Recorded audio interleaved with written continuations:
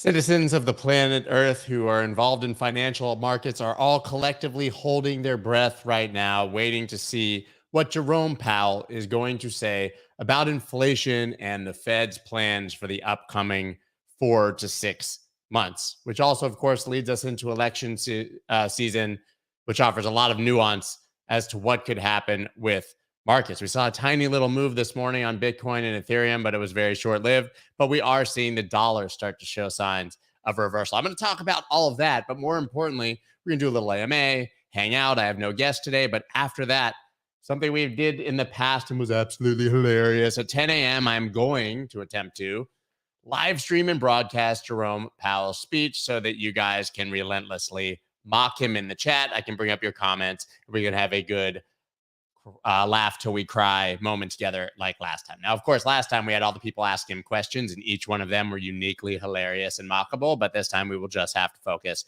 on Powell. You guys definitely do not want to miss it. It's going to be fun. Let's go. Let's go.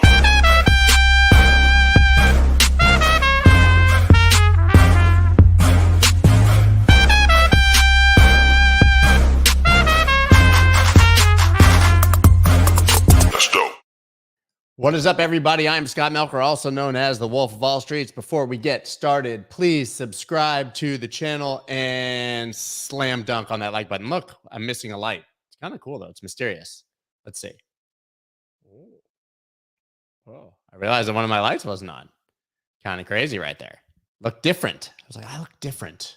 Darker, more like Dr. Doom kind of vibes going on there. I hope that all of you are having a good Friday. Generally, Fridays are a little slow for us and we're heading into the weekend. So no reason necessarily to have guests when I've exhausted you with endless conversations until your brain doesn't really work with experts in all kinds of topics and areas around the crypto space. So today, you just get me and, of course, Mr. Jerome Powell.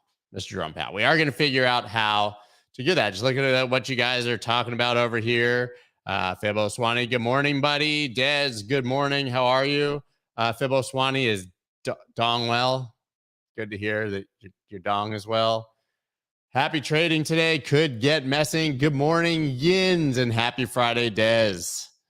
Yeah, we got a lot of good mornings over here. You should DJ on Twitch. Probably not going to happen. Remix it, please. Yay, let's mock Powell.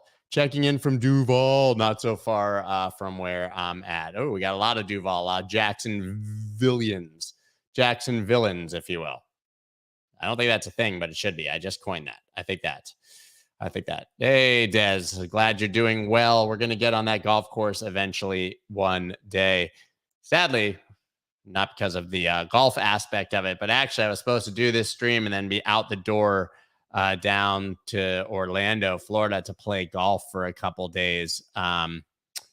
Really some sweet courses, but my kid has been sick for days and days and days and can't shake this high fever. So we're staying home and hanging out with him. Hopefully he'll get better. So my golf prognosis for the weekend is bad to very bad, but would have been fun. Oh, we got Davide Berlingini. I'm going to butcher it, man, but ringing in from Rome.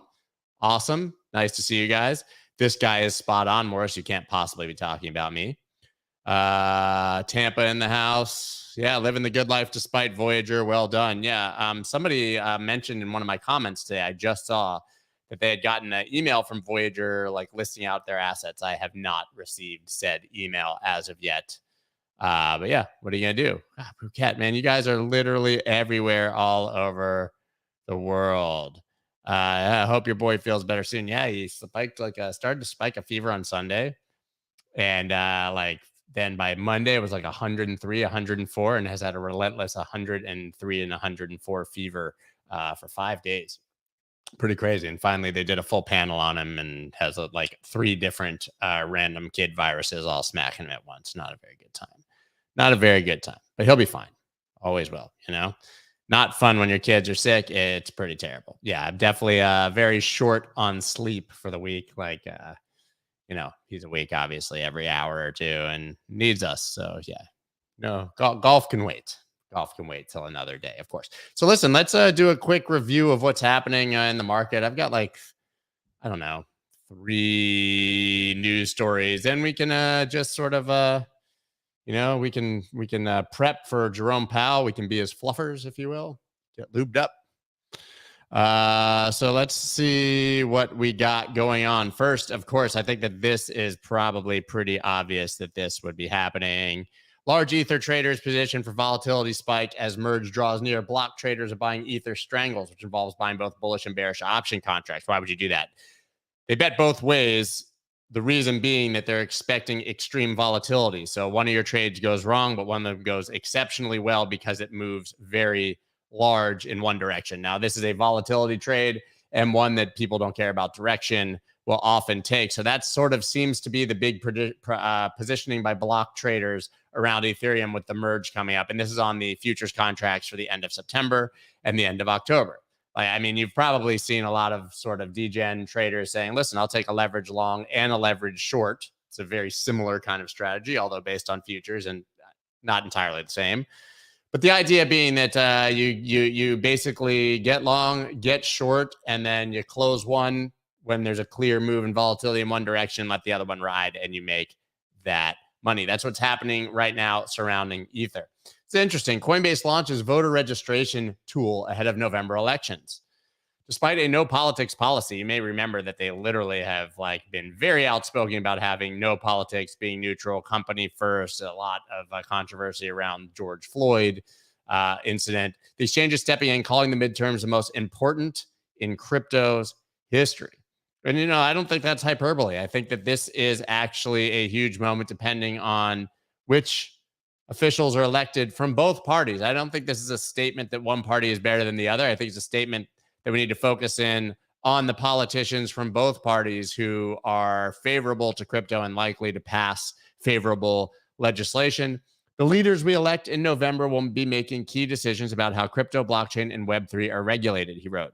We've heard loud and clear from our customers that they want to get involved in these debates and are looking for trusted resources, tools, and support to help them be heard. So you can basically register to vote through Coinbase, and then they're going to have an educational portal that will tell you exactly what major issues regarding crypto are on the docket and what the positions are of various politicians. I think this is actually pretty cool that they're going to do this. Yeah, they are mission driven to make sure that the right politicians win. Yeah. I love you too. Don't tell my wife. It's weird. Yeah. So that's basically what's happening with Coinbase, but I think it's pretty interesting that's happening. 3 Arrows Capital co-founder calls crypto hedge funds liquidators inaccurate, misleading. Report. 3 Arrows Capital co-founder Suzu said Teneo misled the High Court of Singapore, which this week granted permission for the liquidator to probe the hedge fund's local assets. Suzu doesn't come out of hiding to make comments very often, but usually he just pokes his head up and goes, they're wrong. And then he pokes his head back down so you can't whack-a-mole it with the thing, right? You guys have played whack-a-mole where the moles are coming up and you've got the big thing and kids are terrible at it and they're so slow. And you're like, why does my kid have such slow reflexes and such weak arms? You know about that. But yeah, so he basically said that the liquidators are lying. The assets they have in Singapore are overstated, blah, blah, blah, blah, blah. But I mean, it's very clear, I think, that this is just going to continue to be super messy, disgusting, and gross process as it continues to proceed. And that's going to be bad for people like myself who are kind of waiting for something to happen for Voyager and for these assets. But we'll see. Ooh, Coinbase in bed with Congress. I see what you did there. Funny enough, I have one kid who is good at that game. If you have a kid, how old is this kid that's good at whack-a-mole? Because I was talking about a 3-year-old and a 6-year-old at the time, and I was like, and the 3-year-old, he can't even lift the thing, and it's heavy, and it's the 7-year-old, I have higher hopes for her. I wonder how the Shibmit would do at whack-a-mole. It's a fun game though. Okay, well, 16-year-old, okay, that's cool. But a 16-year-old should be pretty good at whack-a-mole. They're 16-year-old athletes. I mean, LeBron James could play in the NBA at 16. So yeah, whack-a-mole, was good around 12, a little more impressive. No more impressive. I'm blown away by what kids can do these days. Like, you ever watch these like 7 and 8 year old surfers who are just like out there shredding at like Chupu and stuff and riding these epic waves that normal humans would be terrified to ride? That's really a thing. That's literally all the news I pulled up today in advance of the speech today, because yeah, we got the speech and I wanted to give a little time for us to converse. If you guys have any questions for me, you can feel free to go ahead and ask those. Also, I just received this video I want to show you guys. Pretty cool. You guys may remember like 3 weeks ago, maybe 4 weeks ago now, I went out to Los Angeles with BitGet. They sponsored it because they're a sponsor of Juventus. And so they brought a couple of Juventus players, Moise Kean and Wojciech Szczesny, to play basketball with myself, Nebraskan Gooner, and Castillo, who got, I guess I'll work with BitGet. It was pretty fucking awesome. We played basketball for like 4 hours. I hit a half court shot, which they did not include in the video. Castillo also hit a half court shot. They did include it in the video. But I want to show you this video because we raised a bunch of money for charity and it's like less than a minute long. Let's check it out. Give up for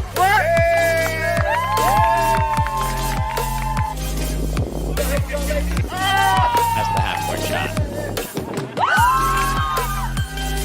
Fellas, you guys were amazing out there today, man. What was it like playing basketball with Juventus stars? I'm just really glad we weren't playing football with you. And they're here doing this for charity, playing this sport that's not even their own, and having a great time doing it. So I just thought they were like impeccable. You could just feel the athleticism from them, you know, even though this wasn't their sport. I mean, they were somewhat naturals out there. Oh, it is. 100%, man. That was a good time. Absolutely. That's it. That's it. Just figured like I spent the whole weekend there. I should send you guys, let's show you guys the summary video. Yeah, Manhattan fed tiny grapes. So if you were following my Twitter those days, we were in a box at the Rose Bowl, which was sick, for the Juventus Real Madrid game the next day after that. And Nebraskan Gooner was being fed tiny baby grapes on the couch by a man with very large hands. Yeah. Because he didn't want to play. So it was supposed to be Paul Pogba instead of Moise Kean, and then Pogba like tore his ACL or MCL or Achilles or something 3 days before. So yeah. Gooner said more words in the other videos. There's a lot of videos. We did like 4 hours for that like 45 seconds of excitement right there. So you guys have any questions? You have any? I think, let me see. Someone said, you're hawkish or dovish for this Fed speech outcome. Well, I don't think that, listen, even with, sort of better news around inflation, some good news actually came out today and month over month. It's not like Jerome Powell's rushing back to rewrite his speech. I think basically he's going to say we're willing to stay the course. I have no idea, by the way. It's conjecture.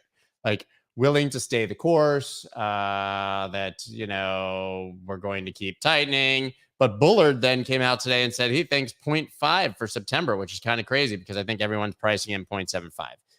Basically really hard to know. Yeah. Crypto Dick Butts episode is tight. If you guys missed what Jared's talking about, Jared, you could be Gerard. I don't know. I don't want to mess it up. But Jared, I'm going to go with Jared. We were talking about it. I did an interview with Meltem Demirs that came out I think on Tuesday, and we talked a lot about dick butts, crypto dick butts. Yeah. Are you familiar with T0? I am not. Scott, hey, Kelly, what's up? What's up, bud? This is the famous Kelly Kellum of New York City DJ fame, and worked a lot with Crypto Jeb, and runs an amazing weekly, maybe now more than once a week, spaces. Awesome. Question for the AMA. Thoughts on timing of Vassal and ETH merge timing? Any thoughts, speculation? Cardano pushing timing launch to coincide with ETH to have solid bull momentum wave. I think that's, listen, if this is a moment when the world is focused in the crypto space, I guess temporarily, at least for the moment, off Bitcoin and onto Ethereum, it's no surprise that Cardano would want to sort of piggyback on that hype and ride their own update. So I think that is a fair argument to say that that's what's happening. Are you still trading a little bit? Swing trading? Yeah, I buy things, sell things, but very little and like very long term. I have not, as you guys know, listen, I love trading. but only in perfect market conditions. And a lot of my liquidity is in question because it was on Voyager. That's where certainly for a lot of different assets, I was aggressively trading. So, you have a portfolio build of the assets, how much cash you need to have for buying dips, how much Bitcoin, Ethereum, and well, I can't do that anymore. Can't really do that. Yeah, dick butts. We go to Paris in November for Elrond conference. I would say very unlikely, but only here you go. Crypto Answered Weekly now with the Bit Squad, building out Bits Lab Academy if you guys want to check out Kelly. So yeah, speaking of conferences, so this is what's happening at the moment. Sorry, kids. My kids, not you kids. Sorry, kids. So end of September, I'm going to Mainnet, Masari Mainnet, which I think is September 21st to 23rd in New York City. I'm going to be recording a podcast for 3 days there in the media room. So basically, I'll be at the convention, but I'll be in the back corner just recording live podcasts. Then 2 days later, I'm flying to Singapore for Token 2049. Is it 2049, 2047? I don't know, 20 something that's in the very future from 2022. I'm hanging out there for about a week. Then I'm coming back to the United States for 5 days. Then I'm flying out to Vegas for a smaller show called WebEx that I'm actually hosting an entire stage for 4 days that we're putting together now. So you guys should come to Vegas October 10th to 13th. And hang out. So it's a big conference at the Wynn and in the Wynn conference room. But I have an entire stage which can hold up to 1,500 people. And it's basically we're going to do master classes, panels, live podcasts. But I'm just going to be relentlessly up there basically for 4 days. We're going to have some amazing guests. I'm inviting basically everyone I've had on the podcast before to come join. And so if you guys can make it out to Vegas, then that's gonna be amazing. And then 2 weeks later, the day after Halloween, is the LA Blockchain Summit. I'll be speaking there and likely also recording content. NYC conference is September 21st, 23rd, Masari Mainnet, I think. Yeah, so check that out.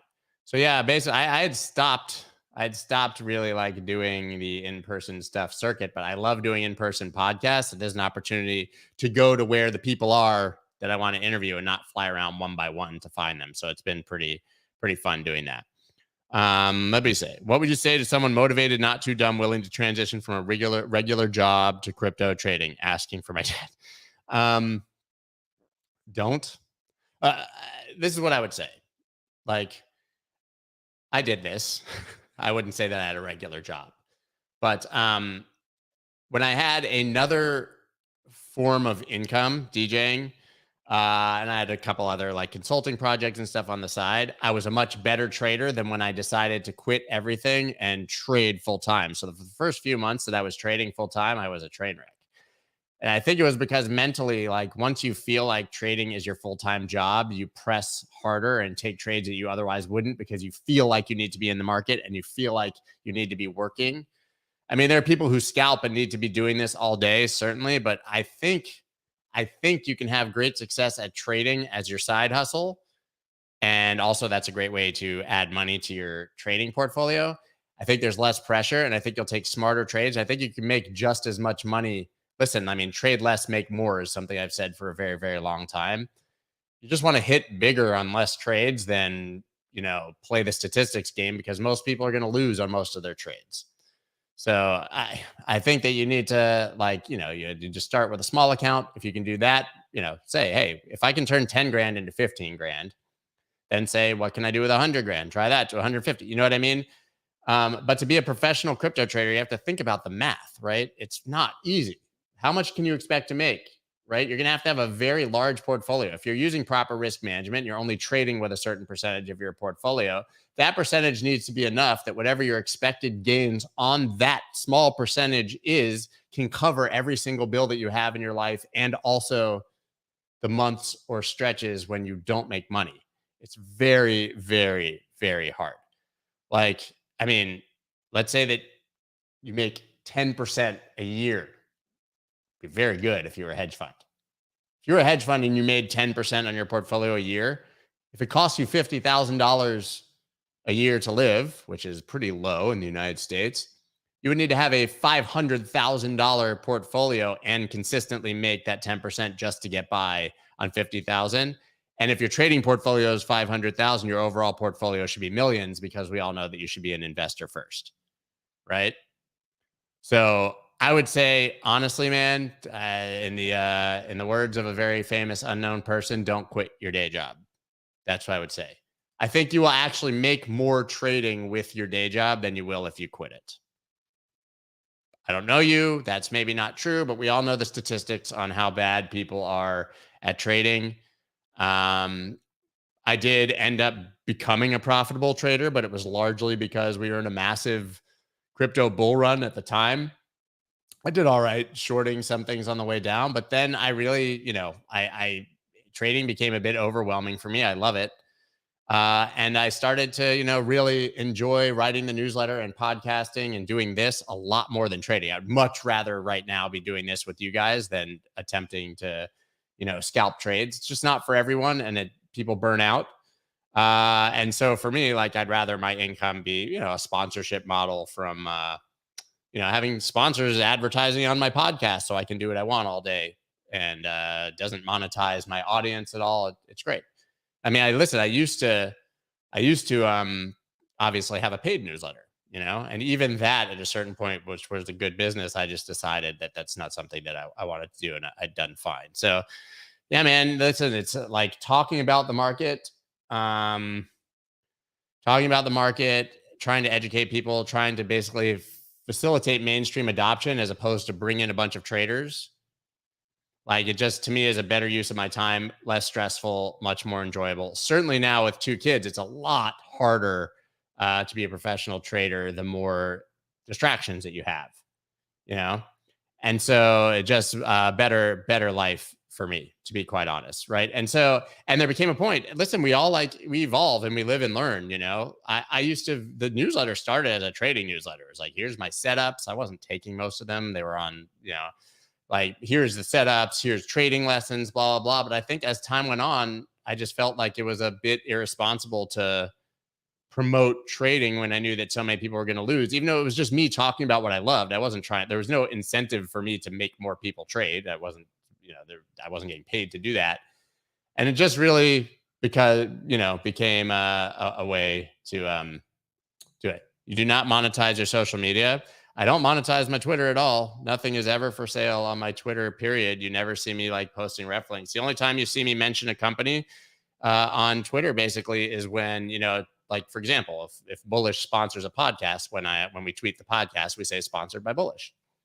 I mean, I guess everyone's monetizing their social media because the only way to get people to listen to the podcast that advertisers can then see an ROI, crypto advertisers or otherwise, obviously, is, I guess, to grow your social media presence. But no, I do not think I'm directly monetizing it at all. Being a productive member of society is a good thing, I guess, if that's what we can call this. Yeah. Sold my portion of our hedge fund after I had kids. Best decision. I mean, obviously, kids are more important, Let's see what you got. Thoughts on SHIB and its L2, Shibarium, metaverse, and the game being released in a potential moonshot. I mean, maybe it's a potential moonshot. I'm just not going to get there, man. Like, it's not going to be better than Ethereum, right? Do not donate anything to me. Listen, I'm not mad at people who work for donations, but I find it funny, that some people take donations and rail against influencers. If you're taking donations, you're an influencer. That's not what I want to do. I don't have pets because I have kids. Whatever. What else we got?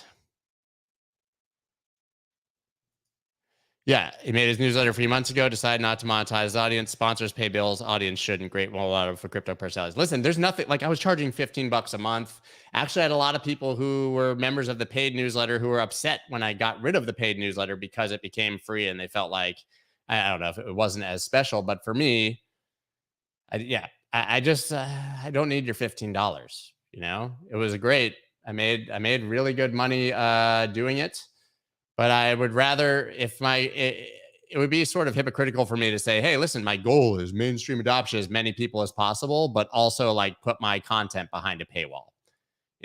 I do not believe in any way, shape, or form that there's anything wrong with monetizing your audience. Like if you want to do sponsored content, but you're very transparent about it, fine. If people deserve to be paid for their work, like the newsletter is a ton of work. I deserve to be paid for that, but it just didn't sit well for me after a while. What else do we got here? Oh, we're almost up to the Fed here. Let me real quick. I just got to I don't know how to do this. Stop screen. Then we're gonna do a share. I'm just getting ready for Powell here. Share screen, Chrome tab, watch Fed share. Just getting ready for that for when the time comes. Yeah, we're gonna watch the Powell speech. How's your Tesla? It's fucking awesome. Can't believe I almost didn't buy it. It was worth waiting a year and a half for. I have trouble driving other cars after driving a Tesla. It's just so fast and fun to drive. I'm different than most YouTubers. I don't like. I really have nothing against what anyone else does. I don't dig so deeply into it. I don't think that it's better or worse. I think I'm just older and I approach it in a different way. You know. I wish you did one day of low caps with a big fat disclaimer. I would honestly like to, but we've all seen what happens when I talk about low caps. We don't talk about low caps. No. It would be fun to do a low cap show and just say, hey, listen, I may or may not own some of these. I may or may not buy or sell some of these. And you guys may or may not. I don't know. Yeah, I got the X. Yeah. Do you know any card tricks? Not really, man. My 7-year-old daughter has some horrible trash card tricks that she tries to show me and convince her magic, but they're not. Just going to get this lined up while we can. I guess I'm on the Wall Street Journal's stream right now. Listen, stay away from shitcoins. There's okay, well, let's see. Oh, coming up. Look at that. Look at that brown wall. So much wood. Thinking of getting the X. Do you have the 5, 6, or 7-seater? Hey, can you guys hear this real quick? I have the 5-seater. Good morning, everyone. Esther, thank you very much for the Give me a thumbs up if you can hear it. At past Jackson Hole conferences, I have discussed broad topics, such as the ever-changing structure of the economy and the challenges of conducting monetary policy under high uncertainty. Today, my remarks will be shorter, my focus narrower, and my message more direct. The Federal Open Market Committee's overarching focus— Shit, I'm trying to make it louder. I don't know how. Bring inflation back down to our 2% goal. Price stability is the responsibility of the Federal Reserve and serves as the bedrock of our economy. Without price stability, the economy does not work for anyone. In particular, without price stability, we will not achieve a sustained period of strong labor market conditions that benefit all. The burdens of high inflation fall loud as I can go on those who are least able to bear them. Restoring price stability will take some time. Let me try to find another stream. Requires using our tools forcefully to bring demand and supply into better balance. Reducing inflation is likely to require a sustained period of below-trend growth. My focus narrower. Okay, we're gonna try that again. 1 second. The Federal Open Market Committee's overarching focus right now is to bring inflation— Is this better? down to our 2% goal. 2%. Why go 2%? Is the responsibility of the Federal Reserve and serves as the bedrock of our economy. Without price stability, the economy does not work for anyone. In particular, without price stability, we will not achieve a sustained period of strong labor market conditions that benefit all. The burdens of high inflation fall heaviest on those who are least able to bear them. Am I still loud? Restoring price stability will take some time and requires using our tools forcefully to bring demand and supply into better balance. I will whisper. Reducing inflation is likely to require a sustained period of below-trend growth. Of course, it's There scripted. will very likely be some softening of labor market conditions. While higher interest rates, slower growth, and softer labor market conditions will bring down inflation, they will also bring some pain to households and businesses. These are the unfortunate costs of reducing inflation. But a failure to restore price stability would mean far greater pain.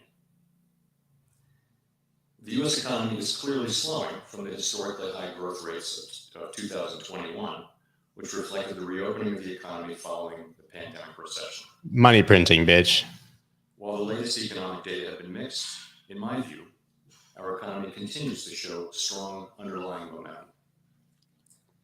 The labor market is particularly strong, but it is clearly out of balance, with demand for workers substantially exceeding the supply of available workers. Inflation is running well above 2%, and high inflation has continued to spread through the economy. While the lower inflation readings for July are certainly welcome, a single month's improvement falls far short of what the committee will need to see before we are confident that inflation is moving down. So, we are moving our policy stance purposefully to a level that will be sufficiently restrictive to return inflation to 2%. At our most recent 2% is bad. July, the FOMC raised the target range for the federal funds rate to 2.25% to 2.5%, which is in the summary of economic projections range of estimates of where the federal funds rate is projected to settle in the longer run. In current circumstances, with inflation running far above 2% and the labor market extremely tight, estimates of longer run neutral are not a place to pause or stop. July's increase in the target range was the second 75 basis point increase in as many meetings, and I said then that another unusually large increase could be appropriate at our next meeting. We are now about halfway through the intermeeting period. Our decision at the September meeting will depend on the totality of the incoming data and the evolving outlook. At some point, as the stance of monetary policy tightens further, it likely will become appropriate to slow the pace of increases. When did he say? I missed that. Restoring price stability will likely require maintaining a restrictive policy stance for some time. The historical record cautions strongly against prematurely loosening policy. Many participants' most recent individual projections from the June SEP showed the median federal funds rate running slightly below 4% through the end of 2023. Participants will update their projections at the September meeting. Our monetary policy deliberations and decisions build on what we've learned about inflation dynamics, both from the high and volatile inflation of the 1970s and 1980s, and from the low and stable inflation of the last quarter century. And in particular, we're drawing on three important lessons that I'll highlight. The first lesson is that central banks can and should take responsibility for delivering low and stable inflation. It may seem strange now that central bankers and others once needed convincing on these two fronts. But as former Chairman Ben Bernanke has shown, both propositions were widely questioned during the Great Inflation period. Today, we regard these questions as settled. Our responsibility to deliver price stability is unconditional. It is true that the current high inflation is a global phenomenon. Blink twice. That many economies around the world face inflation as high or higher than seen here in the United States. It's also true, in my view, that the current high inflation in the United States is the product of strong demand and constrained supply, and that the Fed's tools work principally on aggregate demand. None of this diminishes the Federal Reserve's responsibility to carry out our assigned task of achieving price stability.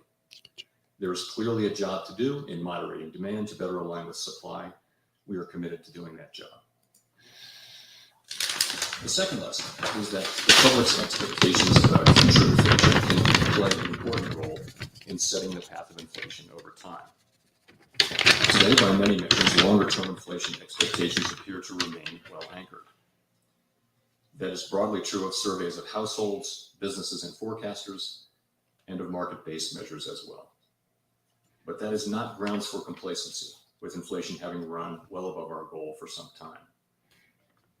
If the public expects that inflation will remain low and stable over time, then, absent major shocks, it likely will. Unfortunately, the same is true of expectations of high and volatile inflation. During the 1970s, as inflation climbed, the anticipation of high inflation became entrenched in the economic decision-making of businesses and households. The more inflation rose, the more people came to expect it to remain high, and they built that belief into wage and price decisions.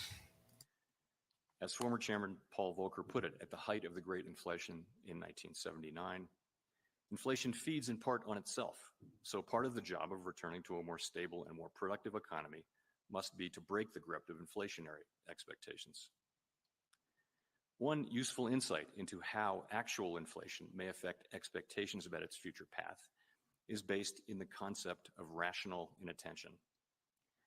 When inflation is persistently high, households and businesses must pay close attention and incorporate inflation into their economic decisions. When inflation is low and stable, they are freer to focus their attention elsewhere. Former Chairman Alan Greenspan put it this way: for all practical purposes, price stability means that expected changes in the average price level are small enough and gradual enough that they do not materially enter business and household financial decisions. Of course, inflation has just about everyone's attention right now, which highlights a particular risk today. The longer the current bout of high inflation continues, the greater the chance that expectations of higher inflation will become entrenched. And that brings me to the third lesson, which is that we must keep at it until the job is done. History shows that the employment costs of bringing down inflation are likely to increase with delay as high inflation becomes more entrenched in wage and price setting. The successful Volcker disinflation of the early 1980s followed multiple failed attempts to lower inflation over the previous 15 years.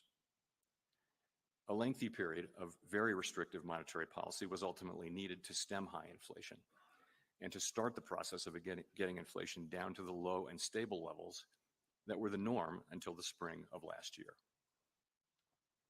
Our aim is to avoid that outcome by acting with resolve now. So, these lessons are guiding us as we use our tools to bring inflation down. We are taking forceful and rapid steps to moderate demand so that it comes into better alignment with supply and to keep inflation expectations anchored. We will keep at it until we're confident the job is done. Thank you.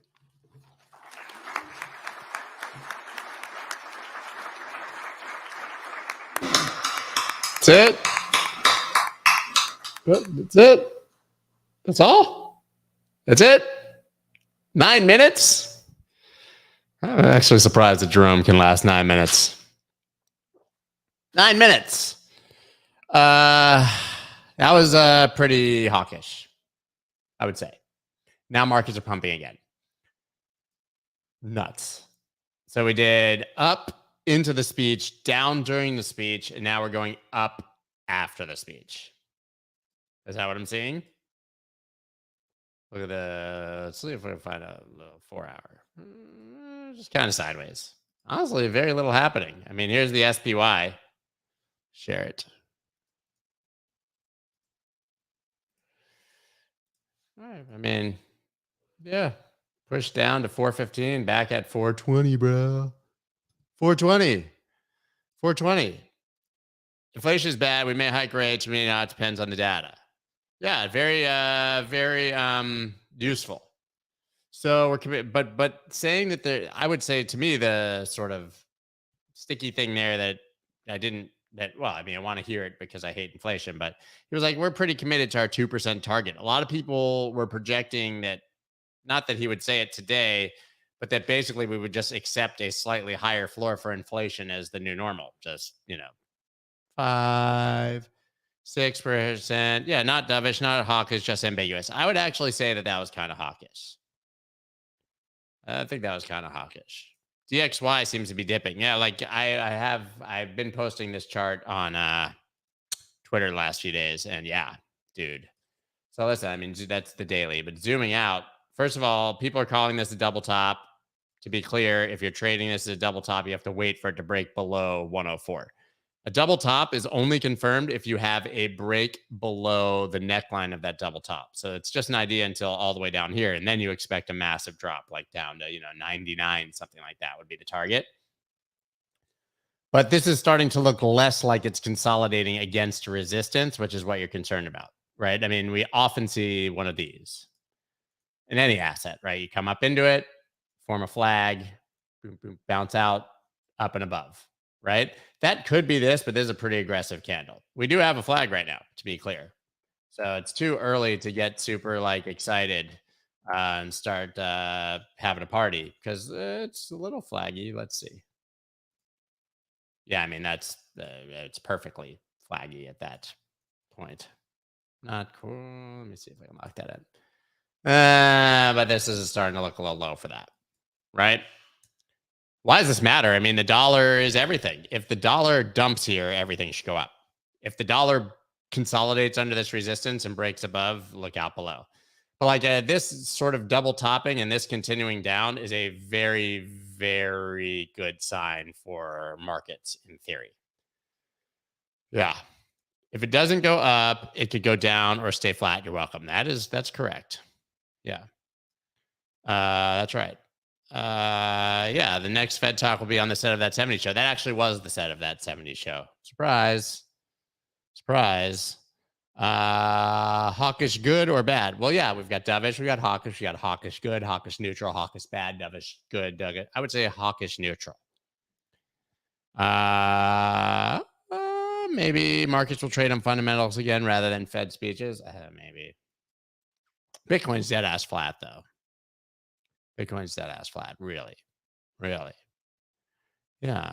Yeah, we ordered the printing of over $1 trillion in the last couple of weeks, but it's going to pay for itself, man, because the government is so efficient that they're going to do exactly as planned and not waste a single dollar. That's sarcasm. Well, guys, I mean, listen, that was a little bit underwhelming. I was expecting 30 minutes of memeable content. Instead, we got 9 minutes of super boring, which I guess is probably what Jerome Powell's wife gets once a year. Anyways, I'm going to go deal with my kid.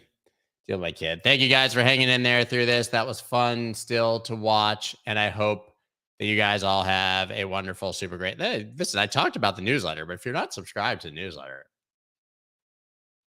it's literally free. Yeah, it's literally free. There's a link in the thing. I think we're crabbish, man. I think we're crabby. Hope you guys have a great weekend and that all of you do get to play golf. If you do it for me. Do it for me, guys, please. I will see you all on Monday. That's dope.